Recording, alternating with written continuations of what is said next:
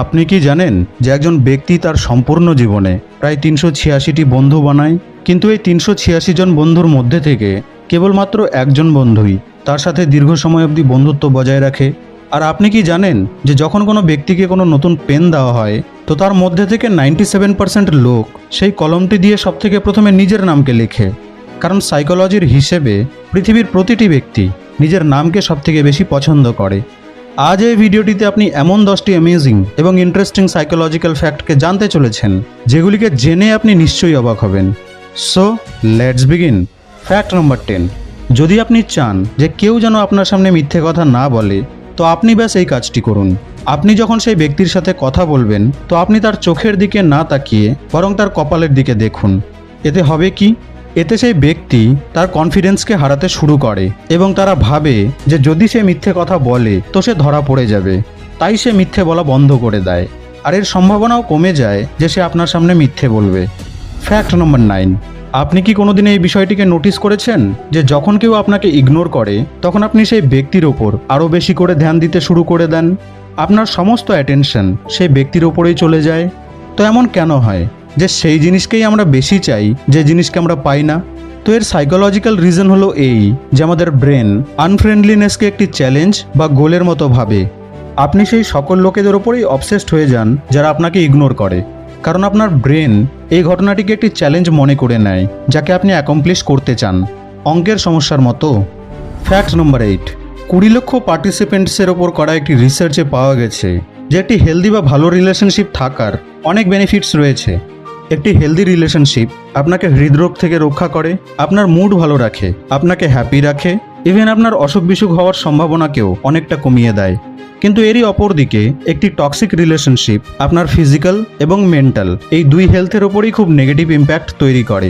Fact নম্বর 7। আপনি হয়তো notice করেছেন যে কিছু লোকেরা কথা বলার সময় বারবার নিজের ফেসকে টাচ করতে থাকে, স্পেশালি নিজের নাককে। আপনি হয়তো ভাবেন যে এটি হয়তো তাদের অভ্যাস হবে, বাট সাইকোলজিস্টদের হিসেবে এটি কোনো অভ্যাস নয়, বরং এটি নার্ভাসনেসের সংকেত। সেই ব্যক্তি কথা বলার সময় নার্ভাস হয়ে আনকনশিয়াসলি নিজের নাককে বা ফেসকে কন্টিনিউয়াসলি টাচ করতে করতে এটি ভাবতে থাকে যে আপনি তার ব্যাপারে কি ভাবছেন। ফ্যাক্ট নম্বর 6। যখন কোনো ব্যক্তির খুব কাছের কেউ মারা যায় তখন সেই ব্যক্তি খুবই দুঃখী হয়ে যায়, আর এরপর লোকেরা তাকে এই কথাই বলে যে টাইম হিলস এভরিথিং, সময়ের সাথে সাথে সবকিছু ঠিক হয়ে যাবে।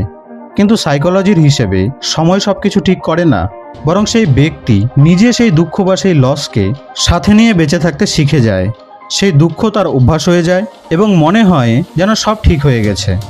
ফ্যাক্ট নম্বর 5।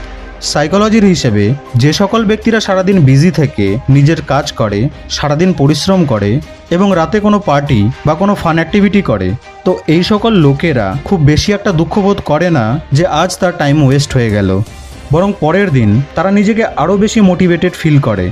কিন্তু অপরদিকে যে ব্যক্তিরা সারাদিন টাইম ওয়েস্ট করে এবং দিনের শেষে কিছুটা কাজ করে, তারা খুবই গিল্টি ফিল করে যে তারা সারাদিন কোনো প্রোডাক্টিভ কিছু করেনি, সম্পূর্ণ দিনটিকেই সে নষ্ট করে দিয়েছে। ফ্যাক্ট নম্বর 4। আপনি যতটা সিরিয়াস হয়ে নিজের কাজকে করবেন সেই কাজ তত তাড়াতাড়ি শেষ হবে। আর যদি কোনো কাজকে কোনো ডেডলাইন ছাড়া ব্যাস এমনিতেই শুরু করেন তো সেই কাজ অনেক সময় নেবে, মানে সেই কাজকে শেষ করতে আপনার অনেক সময় লেগে যাবে। মানে কোনো কাজকে করতে কতটা সময় লাগবে তা সম্পূর্ণই আপনার ওপর ডিপেন্ড করে।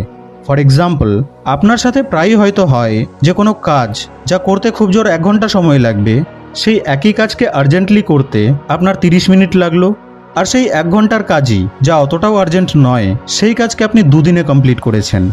ফ্যাক্ট নম্বর 3। আমাদের ভাবনা এবং আমাদের ভাববার ক্ষমতা আমাদের কালচারের উপর নির্ভর করে।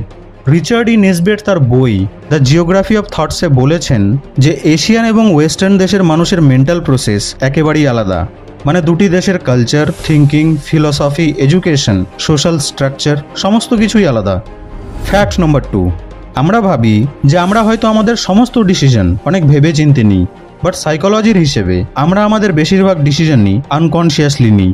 ফর এক্সাম্পল, যদি আপনি কোনো মোবাইল কিনতে যান তো আপনি নিজের বাজেট এবং ব্র্যান্ডকে কনসিয়াসলি মাথায় রেখে ফোনকে চুজ করেন, বাট আনকনশিয়াসলি আপনার মাইন্ড আপনাকে অন্যান্য মোবাইল এবং স্পেসিফিকেশনের দিকে আকর্ষিত করে, যার ফলস্বরূপ আপনি কিনতে তো যান এক ফোন কিন্তু কিনে আনেন আরেক ফোন।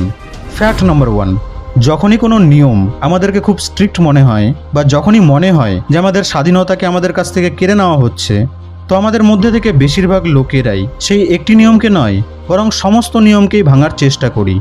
সাইকোলজিস্ট এই আচরণকে রিঅ্যাক্টেন্স বলে। এটি আমাদের বলে যে জোর করে কাউকে দিয়ে কোনো কাজ করানো উচিত নয়। তো বন্ধু, এই 10টি সাইকোলজিক্যাল ফ্যাক্টের মধ্যে থেকে আপনাকে কয়টি ফ্যাক্ট সব থেকে বেশি ইন্টারেস্টিং এবং ইউজফুল বলে মনে হয়েছে তা কমেন্ট বক্সে আমাকে অবশ্যই জানাবেন। ভিডিওটি ভালো লেগে থাকলে লাইক এবং শেয়ার করতে ভুলবেন না কিন্তু।